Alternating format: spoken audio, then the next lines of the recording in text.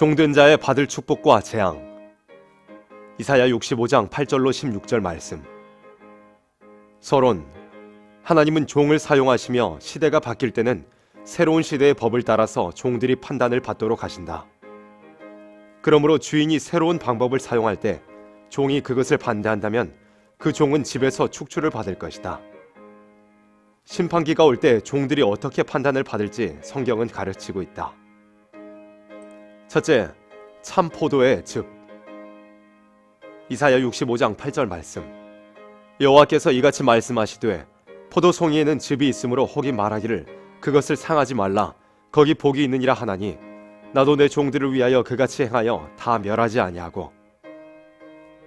함께 진액을 받은 종들이라도 주인이 요구하는 즙이 있는지 없는지에 따라 요한복음 15장 2절 말씀과 같이 판결을 받게 된다.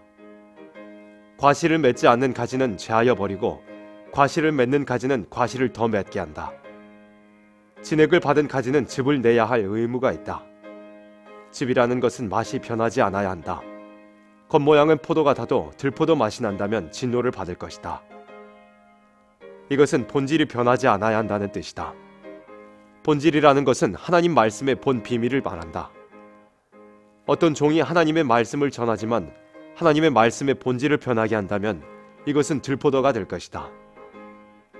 종은 주인과 마음이 같아야 할 것이다. 주인은 남을 극진히 사랑하여 다른 이를 돕기 위해 종을 보내는데 종은 그 사람을 해치려는 마음을 가졌다면 이 종은 용납할 수 없는 처벌을 받을 것이다. 기독교의 본질적인 사상, 중심, 양심에서 벗어난다면 들포도라 하는 것이다.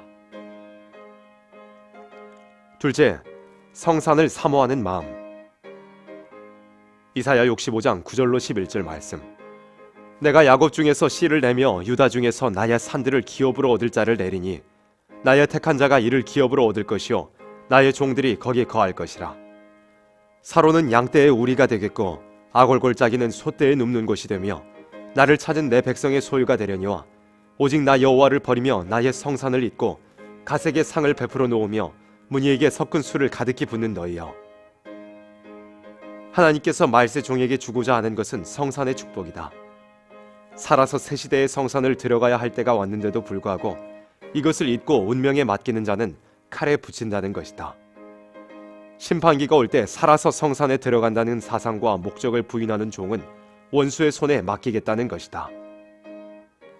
아무리 하나님을 찾는다 해도 주시겠다는 축복을 가볍게 여기는 사람은 축복할 수가 없다는 것이다. 죽어서 천당을 가는 것은 시인하면서도 살아서 성산의 축복을 받는 것은 부인하는 행동이라고 볼 수 있다. 그러므로 예언의 말씀을 듣고도 가하면 재앙을 받고 감하면 거룩한 도성에 못 간다는 요한계시록 22장 18절로 19절과 같은 의미가 있는 것이다. 셋째, 하나님이 원치 않는 일을 택하는 일. 이사야 65장 12절 말씀. 내가 너희를 칼에 붙일 것인즉 다 굽으리고 살육을 당하리니 이는 내가 불러도 너희가 대답지 아니하며 내가 말하여도 듣지 아니하고 나의 눈에 악을 행하였으며 나의 즐겨하지 아니하는 일을 택하였음이니라. 종이라는 것은 언제나 주인이 즐거워하는 일만 해야 할 책임이 있다. 종의 몸은 종의 것이 아닌 주인의 것이니 주인이 즐거워하는 일을 하지 못하면 그 집에 있을 필요가 없다.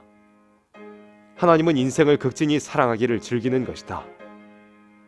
양떼를 사랑하여 환난 중에 죽지 않고 살아서 성산에 가도록 인도하는 것을 기뻐하시는데 이 일을 기뻐하지 않을 뿐 아니라 불러도 대답도 없고 듣지도 않으니 악하게 여기신다는 것이다. 그러므로 복된 종이 되려면 시대적인 하나님의 뜻에 순종하여 하나님이 요구하는 것을 이루기 위하여 목숨을 희생하고 순종해야 한다. 바울은 율법 시대가 지나고 은혜 시대가 올 때 십자가와 부활을 전하지 않으면 자신에게 핍박이 없을 것이라고 말하면서 복음을 전하지 않으면 자신에게 화가 미치리라고 생각했다. 이와 같이 말세종도 시대적인 비밀을 전할 때 사도적인 순교의 생활이 없이는 참 포도송이가 될 수 없다. 결론, 순종하는 종은 먹고 마시며 기뻐하고 즐거워하며 노래할 것이로되 화를 받는 종은 줄이고 목마르며 수치를 당하고 마음이 슬퍼서 통곡하게 되며 저주거리가 되는 것은 여호와께서 친히 그 종을 죽이고 복받을 종은 다른 이름으로 칭하실 것이기 때문이다. 그러므로 종들은 진리의 하나님을 향하여 복을 구하라고 했다. 이것은 시대적인 진리의 역사를 하시는 하나님의 뜻에 순종하라는 것이다.